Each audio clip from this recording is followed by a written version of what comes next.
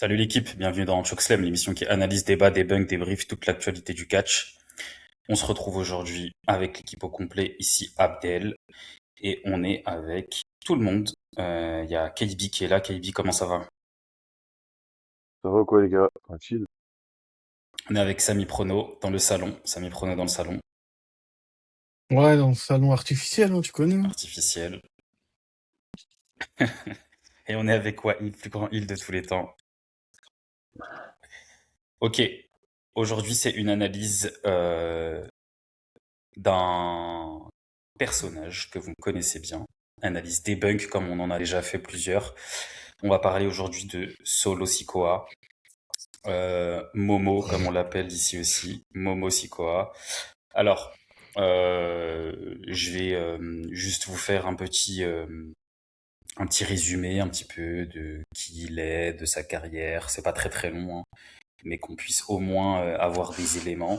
Et ensuite, après, on discutera un petit peu, je vous poserai une question, et puis après on débattra un petit peu autour de ce personnage qui nous intéresse beaucoup. Si vous nous suivez, vous entendez souvent son nom dans notre bouche, et pas tellement dans la bouche des analystes, qu'ils soient américains ou autres. C'est quand même quelqu'un qui passe souvent à la trappe, donc on va essayer de nous en parler un peu plus dans le détail.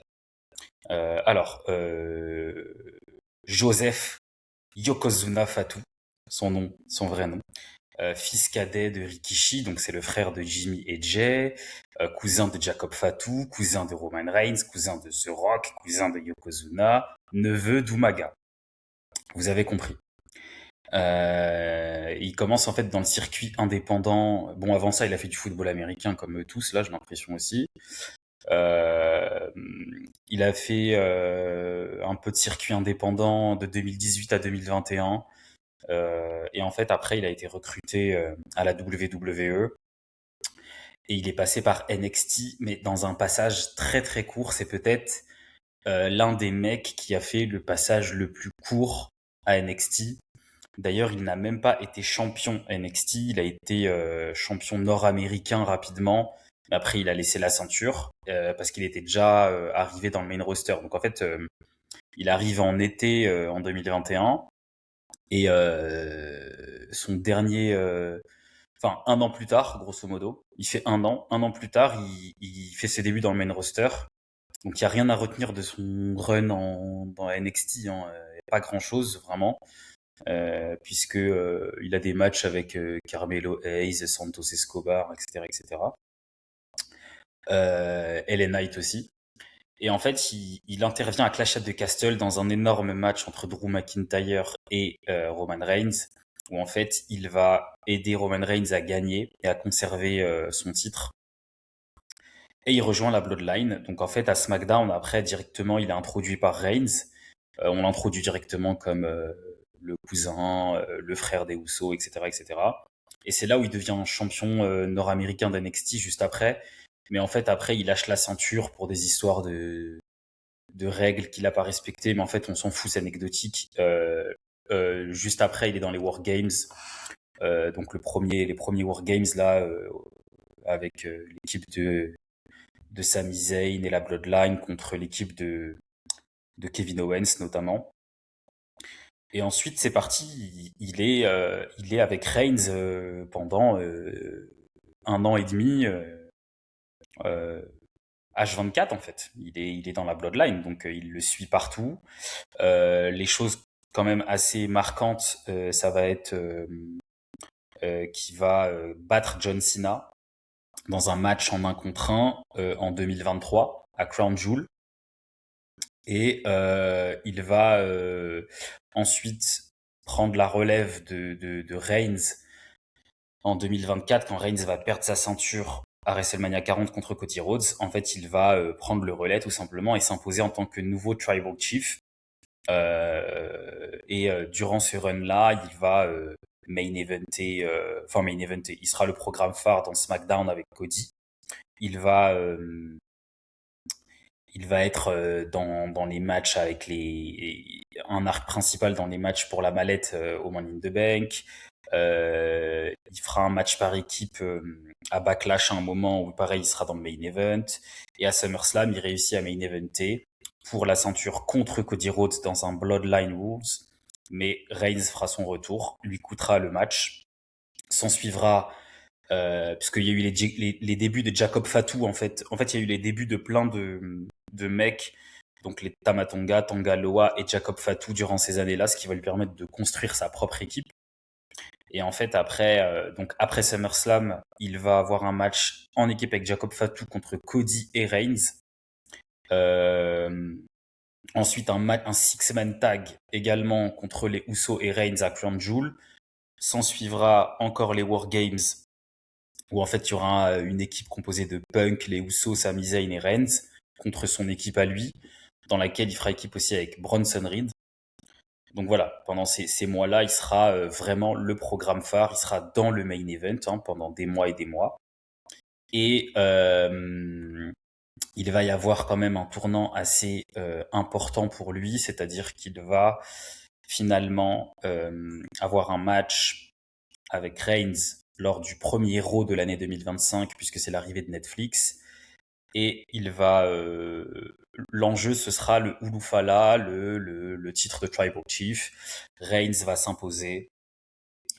Et on va vraiment perdre Solo Sikoa dans le main event à ce moment-là.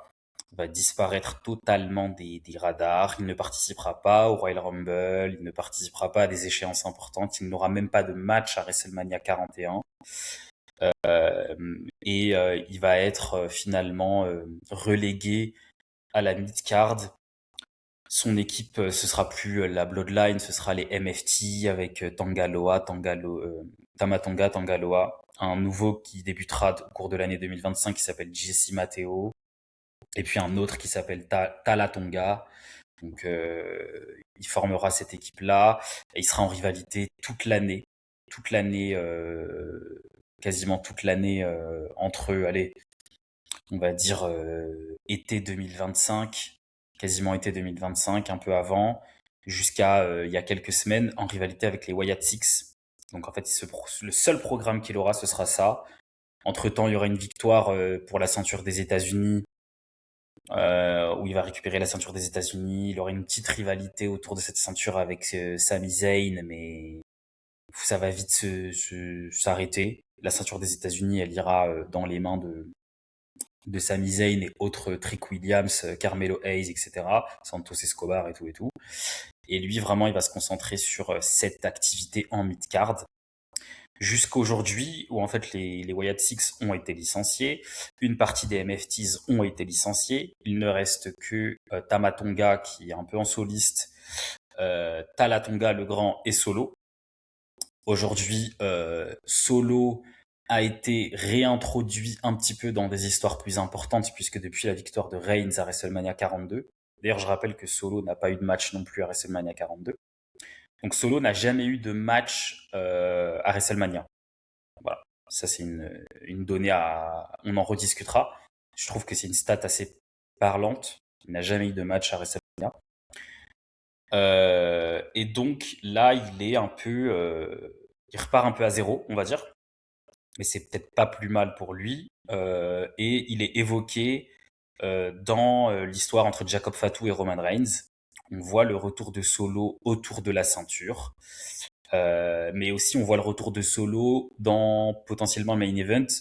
Encore une fois, parce que Reigns est de retour. Donc, en fait, en disant tout cela, il y a finalement une interrogation qu'on peut émettre de tout ce raisonnement, c'est finalement, est-ce que Solo ne paye pas un petit peu là aujourd'hui euh, son parcours très court à NXT, parce qu'en fait il a rien montré à NXT, alors qu'aujourd'hui on sait qu'il faut prouver à NXT pour arriver dans le main event et faire son ascension, plus ou moins, à l'image de Bron Breakker, Trick Williams ou Oba Femi, pour ne citer que. Et est-ce qu'il ne paye pas ça et sa trop forte dépendance à la Bloodline et à Roman Reigns durant son entrée dans le main roster? Donc est-ce que finalement tout ça se paye pas cher pour lui, est-ce qu'il le paye pas cher finalement? Est-ce que c'est pour ça qu'il a du mal à être reconnu et à être l'un des futurs grands? Parce que nous, on le présente comme au même niveau que Bram Breaker, Obafemi, etc., l'un des futurs grands de ce business. Il n'a que 33 ans, donc il est quand même assez jeune. Donc, je vais lancer KB pour cette question. Est-ce qu'il paye, KB, toi, tu pourrais peut-être répondre à ça. Est-ce qu'il paye un petit peu son parcours trop court à NXT? Est-ce qu'il paye le fait d'avoir rien montré à NXT par rapport aux autres? Je pense pas que ce soit ça. Par contre, il y a quand même ce facteur-là que tu as évoqué de dépendance à la Bloodline. C'est un peu malgré lui parce que, en vrai, il a déjà tout. Euh, on a déjà évoqué tous les paramètres qu'il faut aligner pour atteindre les plus hauts sommets, hein. Mais, il a un perso, il est pas mauvais au micro. Moi, je trouve, en plus, ces derniers mois, il a réussi à effacer ce côté comique qu'on lui a beaucoup reproché quand il était en mid-card en 2024. Et là, il a effacé ce truc-là. Donc, en fait, le seul point qui pêche, c'était le truc des MFTs et de la Bloodline par extension. Mais du coup, là, même ce truc-là est, a été effacé, enfin, est en train d'être effacé puisque Tonga Loa et JC Matteo sont mis de côté et ont été licenciés de la WWE.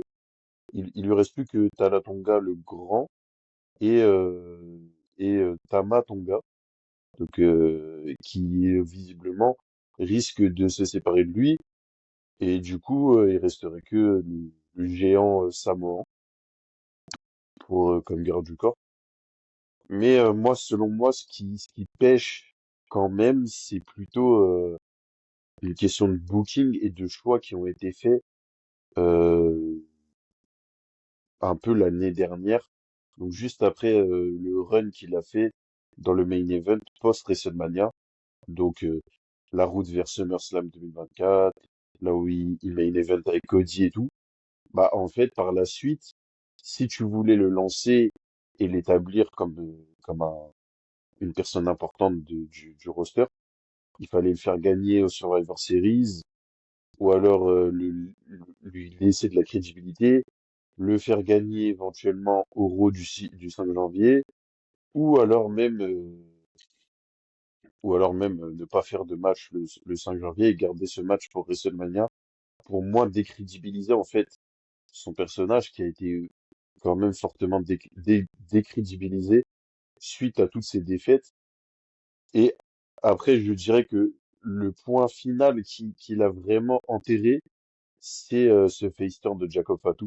On en a déjà parlé énormément, mais le face turn de Jacob Fatu à Money in the Bank, je pense que ça a été le gros tournant de sa jeune carrière.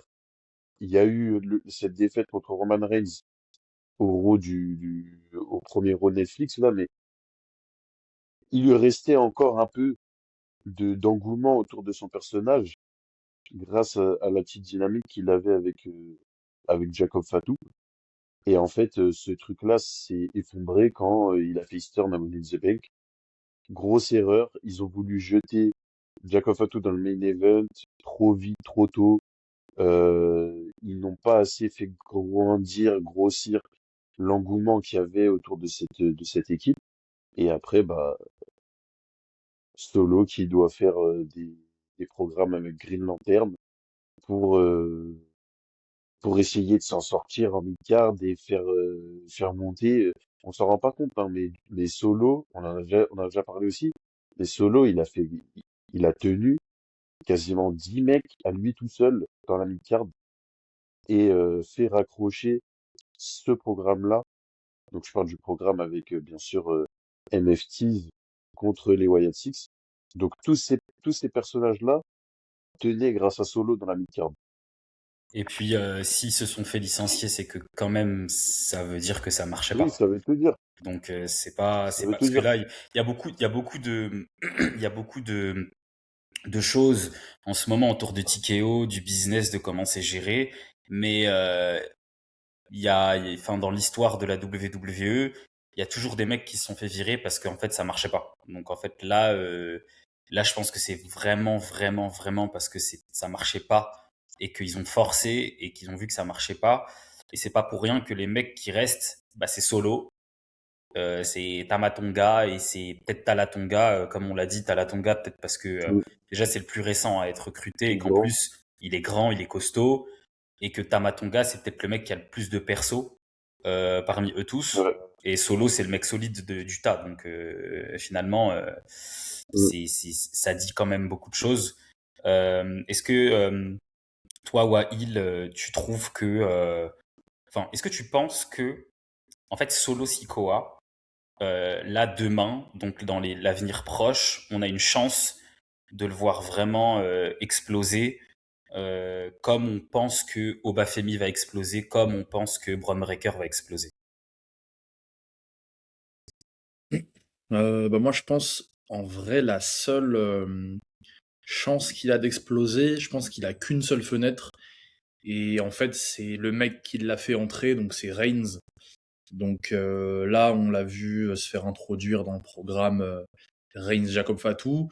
Je pense que c'est ça sa fenêtre pour vraiment casser la porte du main event, y rester et tout. Quel que soit son rôle, son implication, quoi que ce soit qui puisse vraiment showcase, mais à ce stage-là, on va dire. Et en plus, avec les liens familiaux, ça aide et tout. Moi, franchement, Solo, je trouve que quand tu regardes son parcours NXT qui est extrêmement court et que tu vois les rôles qu'il a eu dans le main roster, euh, moi, le fait qu'il ait eu une ascension plus ou moins aussi rapide, en fait, je le vois dans sa manière dans son acting, dans ses performances, dans ses prestations en promo et tout. Moi, il y a un segment, franchement, il m'a marqué de fou. Bah, c'était justement avant Money in the Bank, en fait. Je sais, tu vas dire quoi? Oui, bah, parce que je l'ai dit plein de fois, celui-là. Mais c'est Rollins, il vient à SmackDown avec sa team. Et là, il y a Solo qui entre. Parce que Rollins, il dit un truc du genre personne peut m'arrêter, je suis au top, machin, Costard je tiens rouge. le et tout. Et là, t'as Solo qui entre. On est à SmackDown, hein. Et ça fait trop genre. Et bah, SmackDown, c'est à Solo, en fait. En mode d'où tu viens chez moi, tu dis moi, je tiens les rênes et tout. Et Solo, il te fait une entrée, il prend le mic très vite, il termine Rollins, il termine les Braun. Et en plus, t'as Solo en chef de meute. Et c'est l'époque où il a encore Jacob en bras droit.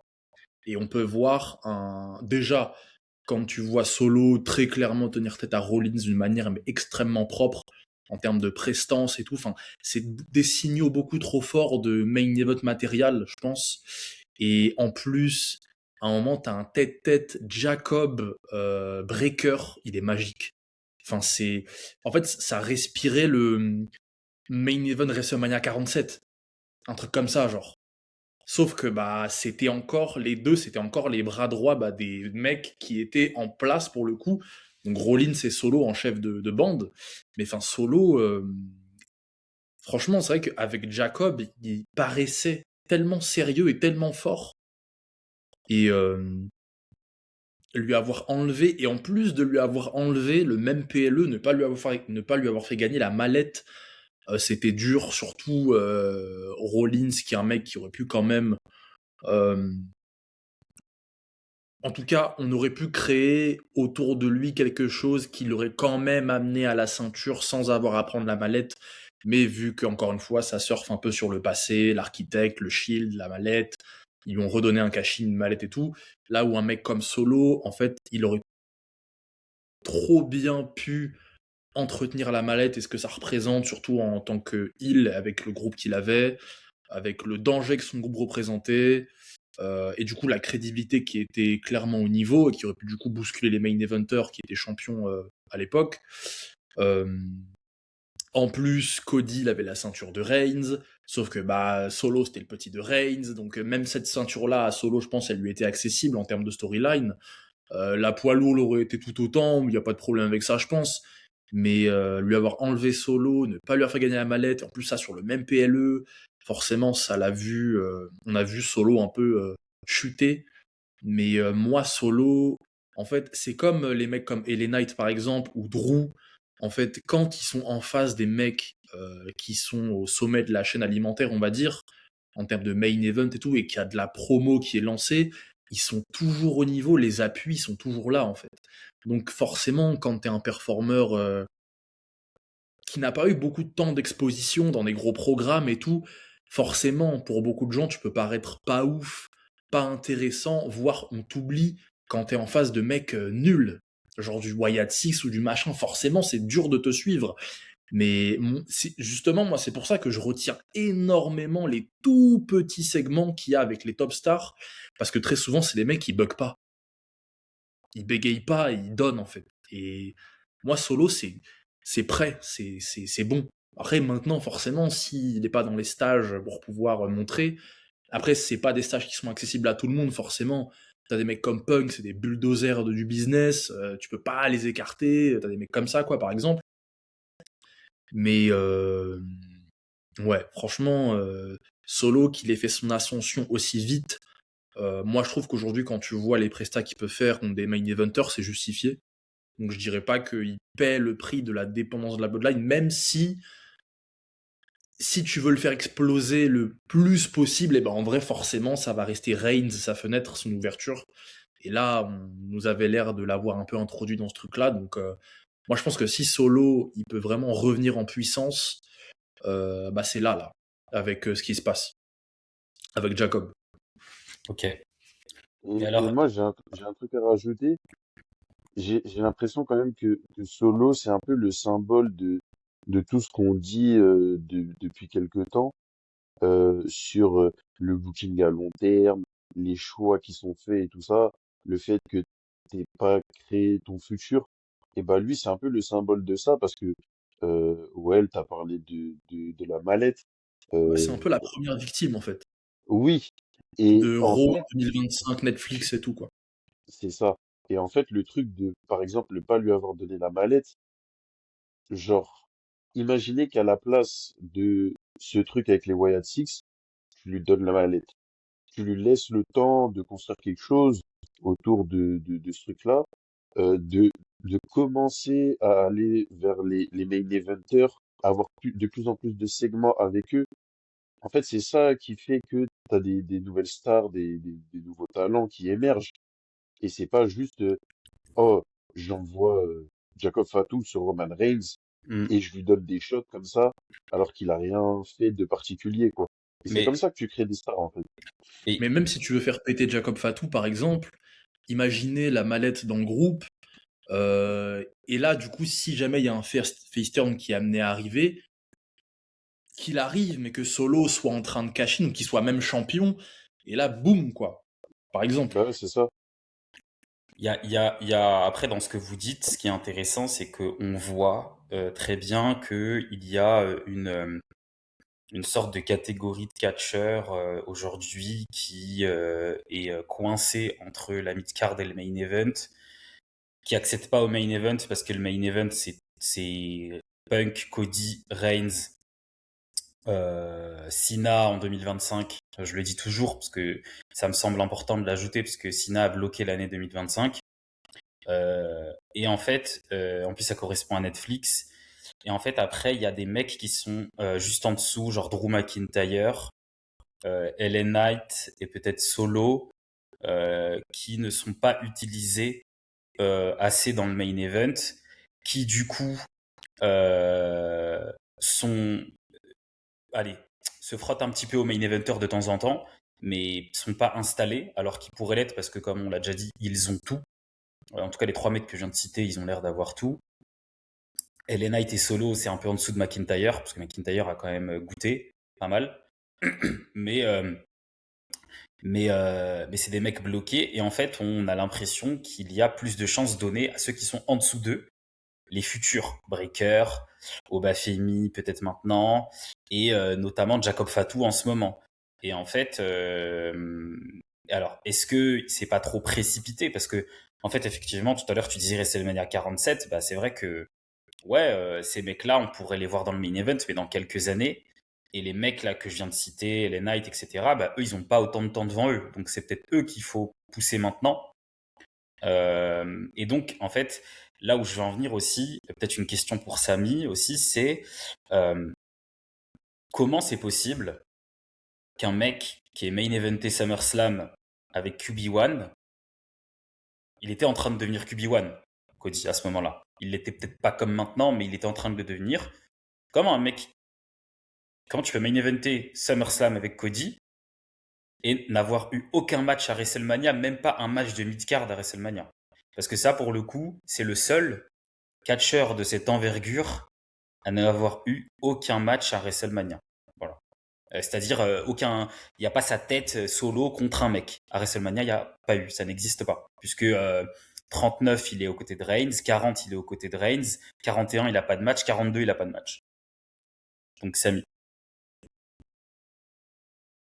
Solo.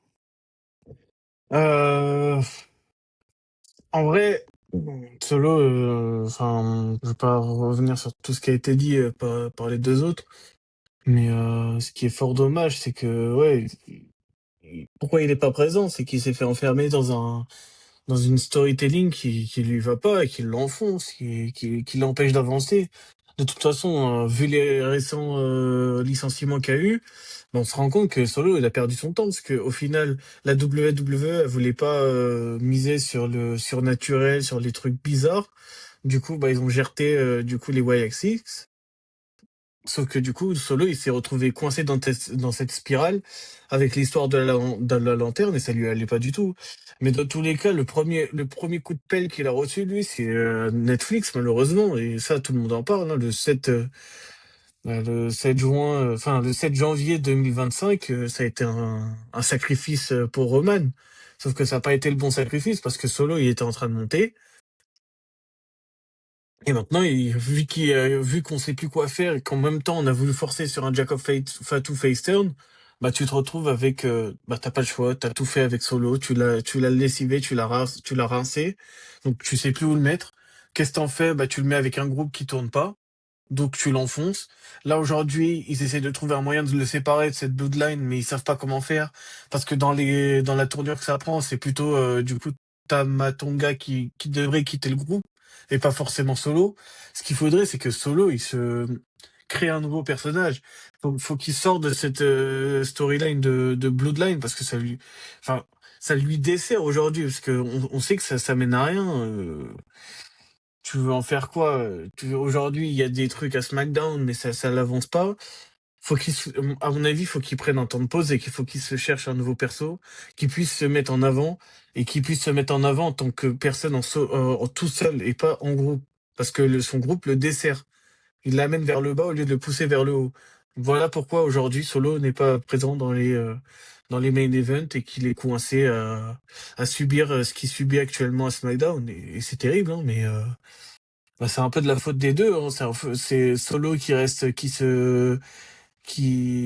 dedans sans pousser de coup de gueule. Et moi, je suis lui et je me dis, mais comment ça se fait que je suis coincé à ce niveau-là et que j'ai pas le droit d'accéder à du Braun Breaker qui est du même niveau. Aujourd'hui, je pense que tu fais une storyline solo Breaker, ça marche. Ça marche mieux que Rollins et Breaker.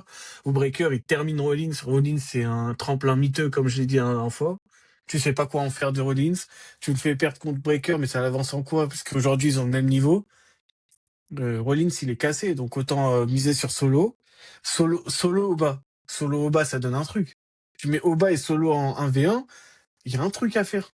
Aujourd'hui, bah, Solo, faut vraiment qu'il prenne ce temps de pause. Faut plus qu'il apparaisse à l'écran et qu'il se construise un nouveau perso. Voilà ce qui pourra l'aider pour l'avenir.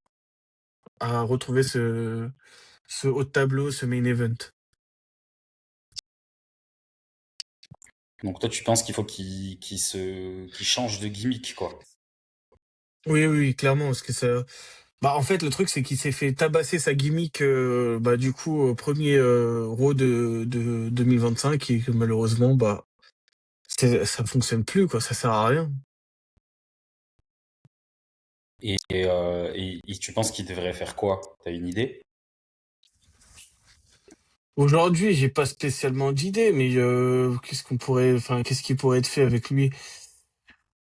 Je sais pas. Franchement, en fait, c'est ça qui est compliqué, c'est que je vois même pas dans quoi le mettre, parce qu'en vrai, à la fois, ça lui va bien, mais à la fois, ça lui dessert la Bloodline, mais je sais pas, moi. Bah, en vrai, un perso marrant comme il était, quoi. Enfin, pas forcément changer le fondement de ce qu'il fait, mais plutôt être son solo. Parce que ça lui allait bien d'être à la fois marrant, mais aussi termineur dans ses promos, donc Mais t'as il pas faudrait besoin de juste. changer de perso pour être marrant. Ah oui, oui, non, mais quand je dis changer de perso, quand je t'ai dit une pause, c'est vraiment qu'il faut qu'il se sépare de son groupe. C'est ça la principale quête pour lui actuellement. Ouais, qu'il soit un personnage solitaire, quoi. C'est ça. Ça lui va pas son groupe et surtout, bah, dans tous les cas, bah, comme je l'ai dit tout à l'heure, ça l'a enfoncé parce que du coup, au final, bah, on sait que TKO et la WWE, ils veulent pas miser sur le surnaturel. C'est pour ça que les Wyatt Six, ils ont sauté. Donc, au final, bah, tu l'as fait tourner quoi, quasi un an avec les Wyatt Six et ce qu'on a pu voir et malheureusement, bah, ça mène à rien. Ça l'a ni avancé ni fait reculer. Ça l'a juste fait stagner. Mais après, je sais pas si disparaître, c'est une bonne chose dans l'ère dans laquelle on est, hein. Parce que souvent, là, quand tu disparais, les gens, ils ont tendance quand même à t'oublier, quoi. Sauf si t'es genre Reigns Bah, ou... juste. Bah, dans ce sens-là, non, parce que tu disparais. Imaginons qu'il avait disparu, je sais pas moi, avant WrestleMania. Il réapparaît à SummerSlam et il s'introduit dans la rivalité Oba-Reigns.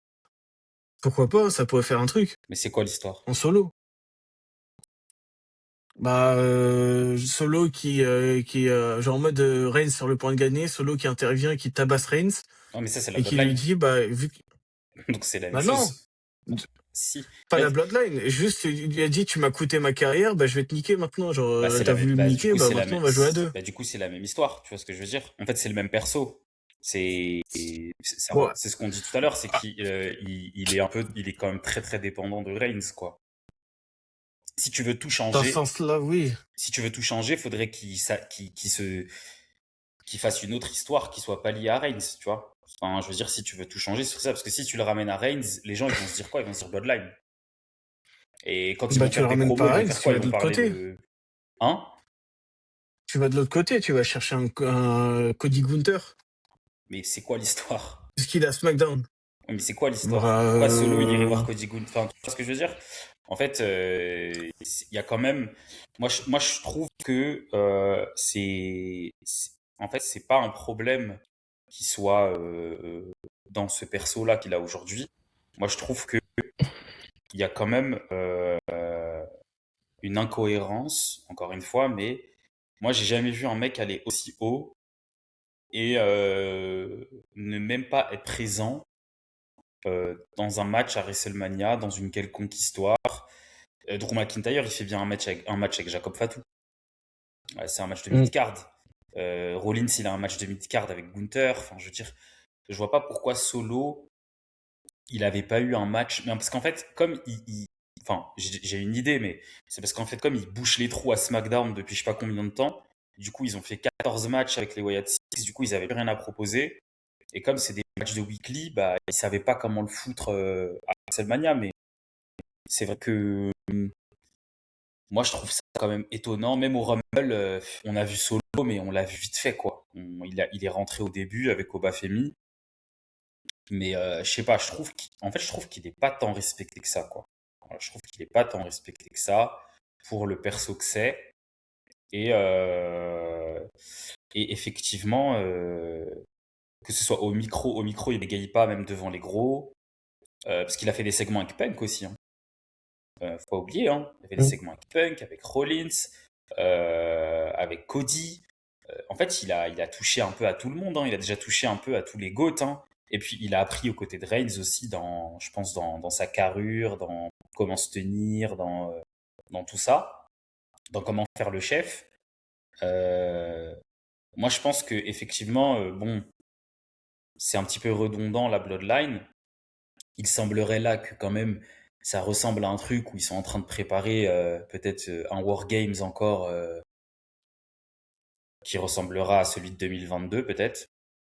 Pas 2022, 2024, parce que c'est là où Solo il a son équipe. À voir si c'est l'équipe de Reigns contre l'équipe de Solo.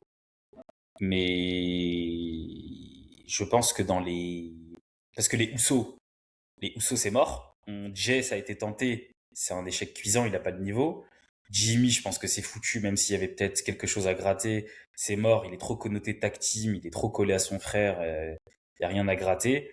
Et donc en fait, dans toute cette famille-là, Jacob, Jack Reigns. il y a Jacob, on est en train de le pousser, mais c'est pas que c'est pas possible en vrai, Jacob. C'est juste que on en parlera aussi peut-être quand on fera la review de Backlash, mais il y a un petit peu chez Jacob une sorte d'ambivalence de je peux prendre le micro, ou en même temps il est là, il fait des gestes bizarres, il crie, il fait le sauvage, donc c'est un peu entre un Umaga et un Solo justement. C'est un peu un mélange des deux. Et Solo, c'est un peu le seul mec qui a l'air d'être en position de pouvoir tenir le micro, avoir une ceinture, faire des programmes, promouvoir des combats, un petit peu faire le comique. Il a ce truc-là de putain, je suis dans la merde, j'ai peur, je me barre en courant, j'attaque en traître, je peux faire aussi le cow-boy. Il arrive à mélanger un peu tout. Donc sur ça, je trouve qu'il a des skills quand même de main eventer quoi. Maintenant, à voir si ils attendent je sais pas, qu'il fasse un travail, peut-être, je sais pas moi, j'en sais rien, peut-être qu'ils attendent de lui d'autres choses et qu'on sait pas. Mais le mec, il job, hein. Le mec, il est là tous les weekly, toutes les semaines, tous les jours, tout le temps, toute l'année. Je sais même pas s'il voit sa famille, le mec, tellement il est H24 sur la road. Donc, c'est peut-être ouais, le prochain. Mais, euh, mais voilà. Il y a plusieurs échéances importantes, je pense, cette année qui peuvent arriver et qui peuvent être importantes pour lui. Déjà, on va voir si sur les gros PLE, il a un match. Parce que c'est ça qui est important, c'est ça qui compte. Est-ce qu'à SummerSlam, il aura un programme? Il y a 2 nuits quand même. J'ose espérer que là, cette fois-ci, sur 2 nuits à SummerSlam, il a un petit truc à gratter. Est-ce qu'il sera dans le match pour la mallette? Parce que solo mallette, ça peut être aussi une solution pour le faire percer, pour lui donner un titre mondial.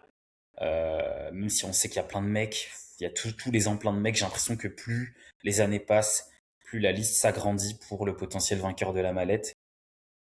Donc voilà. Et est-ce que vous le voyez cette année quand même finalement être dans quelque chose de grand, ou est-ce que ça va être une année où il va encore bien mid-carder là Bah, vu comment c'est parti, pour être honnête, hein, vu comment c'est parti, non, je pense pas, hein. Parce qu'à mon avis, ils vont miser sur Braun pour avoir la mallette. Parce que du coup, il y a Paul Heyman. Et vu que la WWE, ils continuent dans leur choix sûr et ils essayent de pas changer toutes les choses, bah malheureusement, aujourd'hui, je pense que ça va être encore une année blanche pour Solo, hein. Il devra, à mon avis, il devra se contenter du Wargame de fin d'année, c'est tout, hein. C'est malheureux pour lui, mais à mon avis, on est du même registre que les prisonniers comme Drew et LA Knight.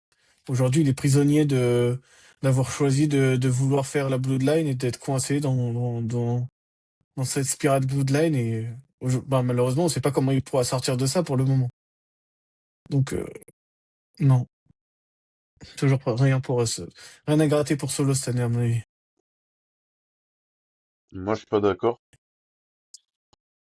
Moi, je suis pas d'accord parce que là, avec ce qu'on a vu hier, enfin après, je sais pas, vous avez vu le show ou pas? Ouais.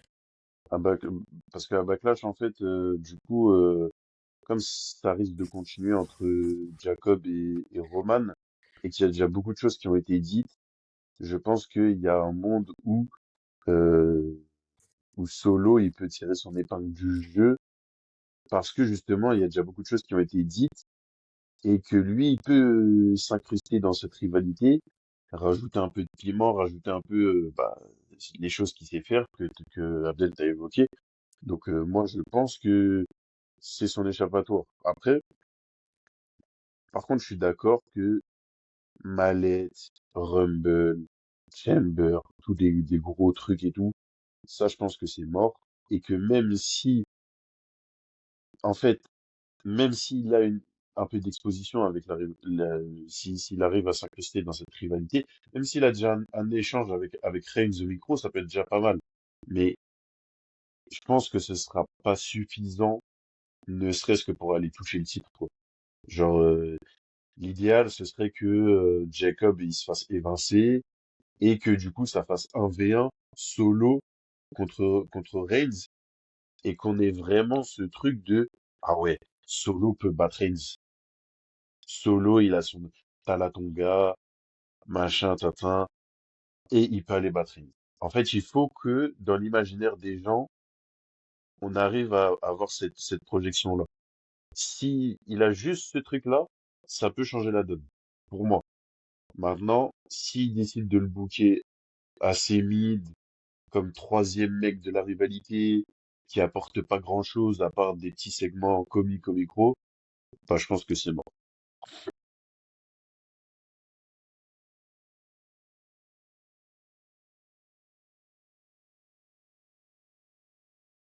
Ok. Est-ce que vous voulez rajouter d'autres choses sur Solo, sur son ascension dans le main event qui ne se fait toujours pas, ou en tout cas qui met du temps à se faire?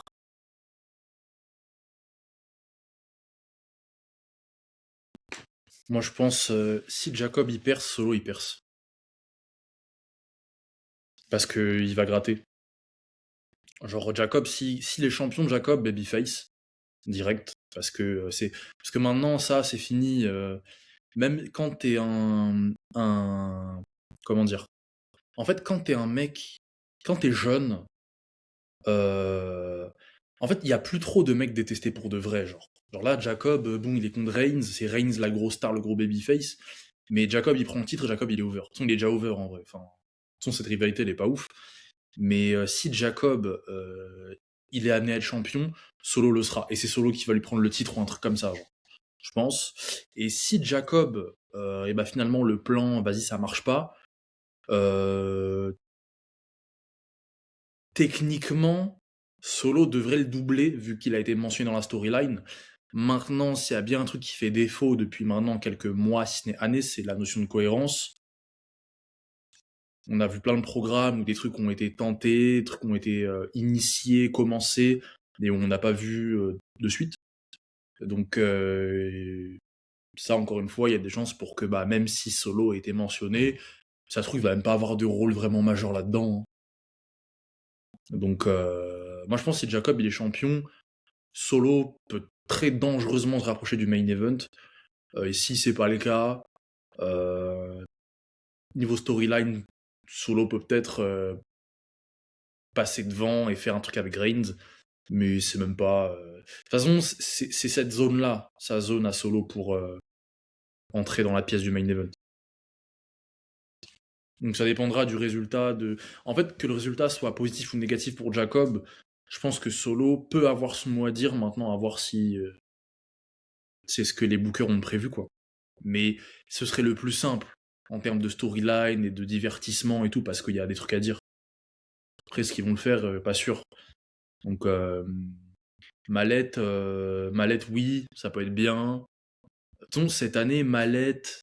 Franchement, si ce programme-là est amené à durer par je ne sais quel moyen jusqu'à cette zone-là, Solo, ça en fait un candidat extrêmement solide, en peut-être pole position quasiment.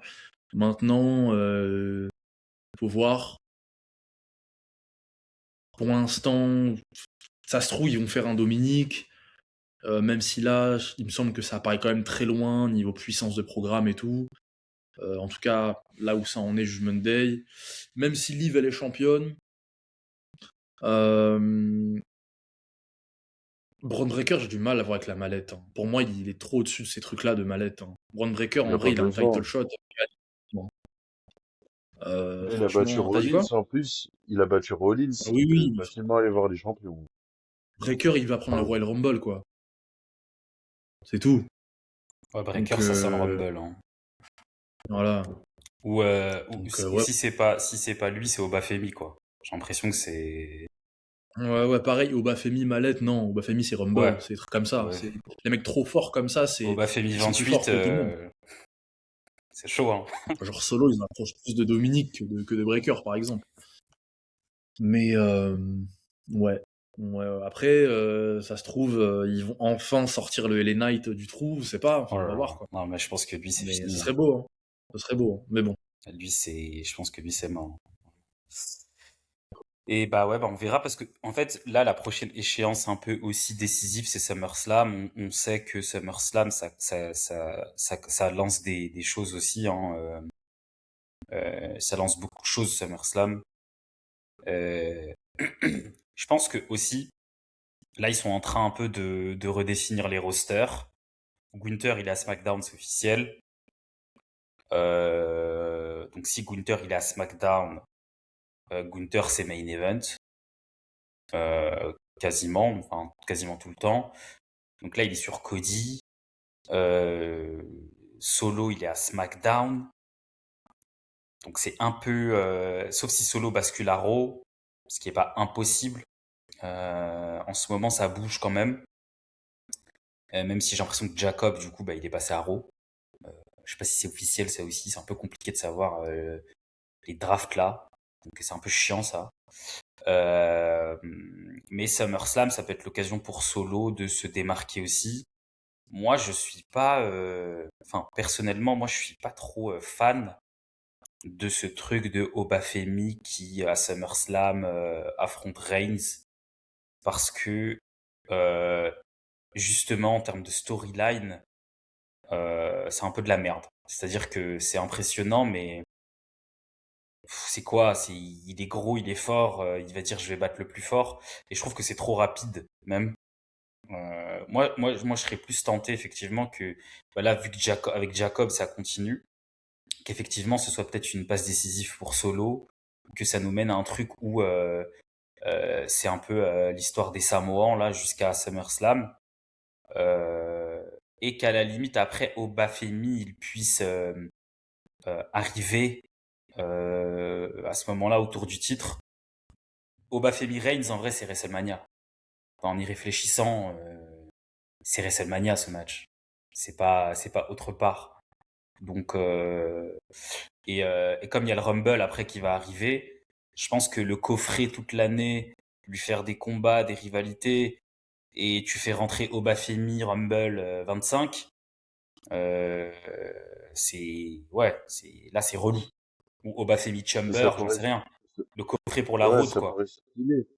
Ça pourrait être stylé que, bon après, on a parlé de Breaker et tout, mais imaginez, ça fait un truc un peu à la Taker, où en gros, Obafemi, il gagne le Rumble, et genre, il y a les champions, ça peut être Cody, ça peut être Gunther, ça peut être Reigns. Ouais ouais. Imaginez juste, il y a Reigns et Gunther dans le ring, et genre Obafemi, il rentre, et genre, il doit choisir son champion en mode. Ça peut être incroyable. Bah si tu veux définitivement, c'est vraiment le push ultime quoi. On le connaît, le truc de Rumble WrestleMania, c'est vraiment le truc. Voilà quoi, tu pousses le mec jusqu'au bout quoi. Donc c'est quand même assez intéressant. Là, après là, je crois que, alors je sais pas si ça a été annoncé. Il y a aussi normalement Night of Champions, mais je sais pas s'il y a King of the Ring. Normalement oui,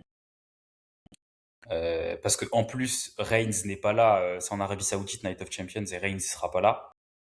Donc et comme Cody défend contre Gunther à Clash in Italy, donc ça veut dire que normalement après Night of Champions, il y a le tournoi, je pense, pour le mois de juin. Donc ça, c'est le mec qui gagne, il a un match à SummerSlam. Donc bon, ça aussi, ça va pouvoir aussi nous déclencher des trucs. Et après, je crois que ça va vite. Money in the Bank, c'est directement après SummerSlam. Donc on va pouvoir un petit peu aussi savoir dans quelle direction on va. Mais en tout cas, pour Solo, nous, on en parle très souvent. Si vous écoutez un peu nos débriefs, nos reviews, les TikTok, Solo, c'est pas un sujet qu'on aborde aujourd'hui qui sort du chapeau. C'est un sujet, pour nous, c'est un vrai sujet. Et moi, je trouvais que c'était important de le faire aussi parce que personne parle de Solo, quoi. C'est vraiment très, très, très, très à la marge. Donc bon. Donc voilà. On va se retrouver rapidement. Là, on va aussi vous faire, je sais pas si ce sera avant ou après cette émission, vous verrez, mais on va vous faire la review de Backlash qui a eu lieu là, qui s'est terminé il y a pas si longtemps que ça. Et ensuite, on reviendra très vite pour Clash in Italy. Il y aura aussi le Raw à Paris. Peut-être qu'on y sera, peut-être qu'on n'y sera pas, on verra. Vous pourrez nous retrouver peut-être à Raw à Bercy. Et sinon, on a aussi prévu une nouvelle série. On est en train de réfléchir. On va peut-être vous sortir une nouvelle série. Vous avez la review rétro qui est sortie de Backlash 2007. On a refait review rétro de Backlash 2007. Et, et puis voilà. Et puis on a encore plein de choses qui arrivent. Comme d'habitude, vous suivez le compte TikTok, les plateformes de streaming, YouTube. Tous les jours, il y a du contenu qui sort sur TikTok. C'est obligatoire. Chaque jour. Si je me trompe pas, si je dis pas de bêtises, mais je crois que c'est ça. Donc, si c'est pas tous les jours, c'est un jour sur deux, grand minimum. Voilà. Mais en tout cas, ça sort tout le temps. Donc, voilà. Et on se retrouve très vite. Allez, à la prochaine, les gars.